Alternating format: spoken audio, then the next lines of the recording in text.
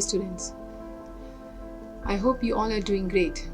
In this lesson, we will learn about the Hindu-Muslim unity during the time period of 1912 till 1922 CE.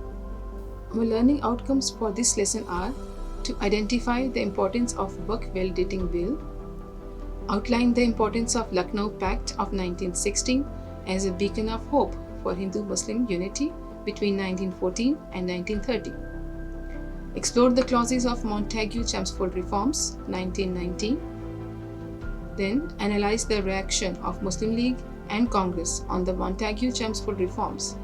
And then finally, to justify the causes and consequences of Rowlatt Act of 1919.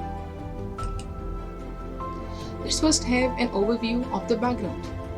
Remember, in the last unit, you have learned about the great conflict of World War I that was fought from 1914 to 1918.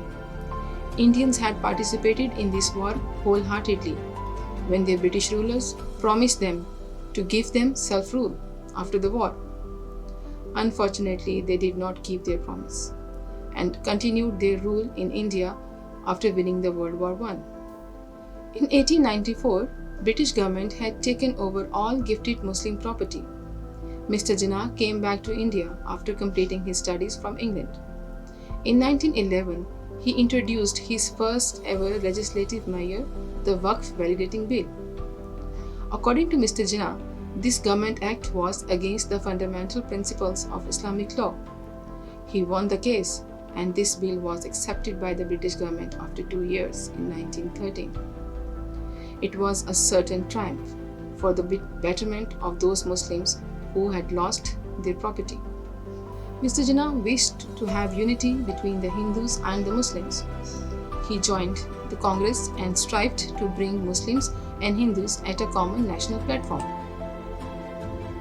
His efforts bore fruit, and the Congress and Muslim League decided to hold a joint session in Lucknow during 1916. This was the first ever political settlement between the Muslim League and the Congress, when the two majority Indian nations were together and agreed to each other's demand.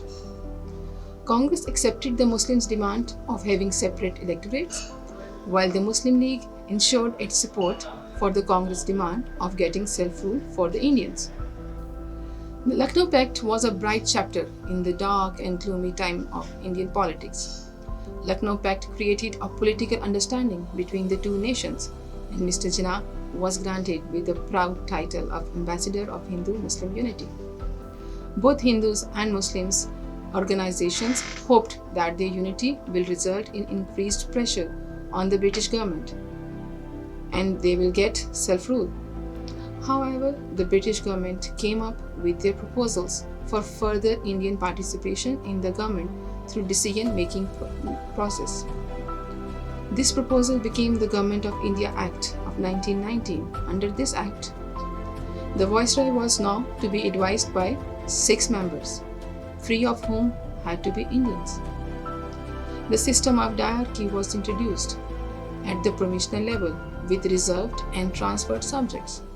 The British retained control over military matters, currency, communication, criminal law, which they termed as reserved subjects.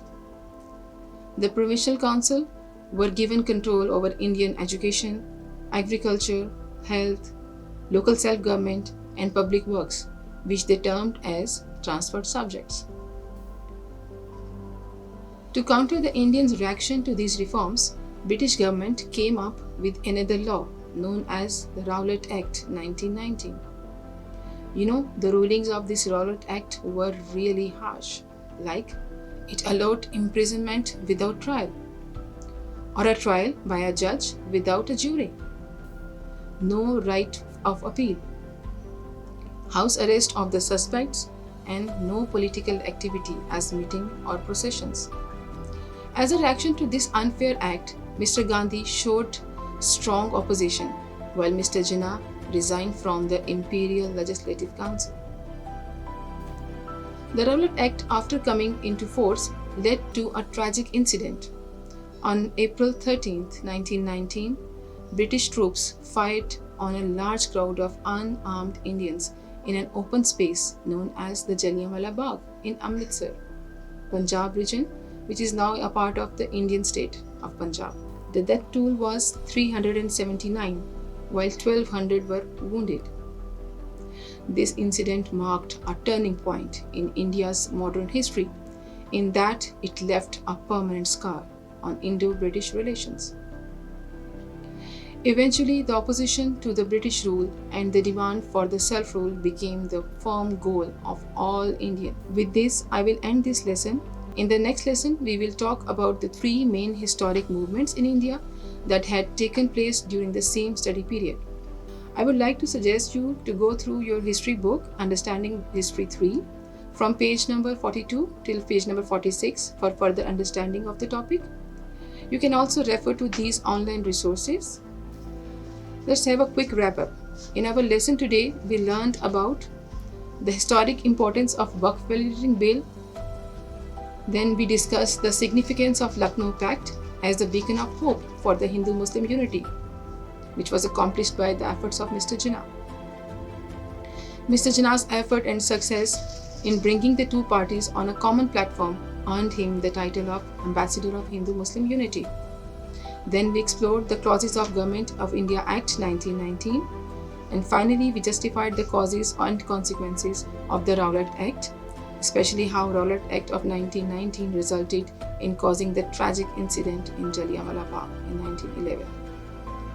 Please answer the following questions. Thank you and stay safe.